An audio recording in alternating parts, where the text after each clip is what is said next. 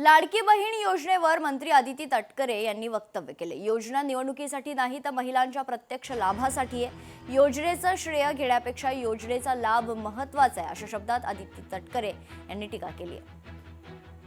महायुतीच्या सरकारने आणलेली ही लाडकी बहीण योजना आहे, मुख्यमंत्री माझी लाडकी बहीण योजना, आणि ही संयुक्तरित्या राज्याचे मुख्यमंत्री देवेंद्र फडणवीस साहेब असतील, आदरणीय शिंदे साहेब असतील, अजितदादा असतील, हे त्या ठिकाणी राबवतात आणि पुढेही त्या पद्धतीने ती योजना राबवली जाणार आहे।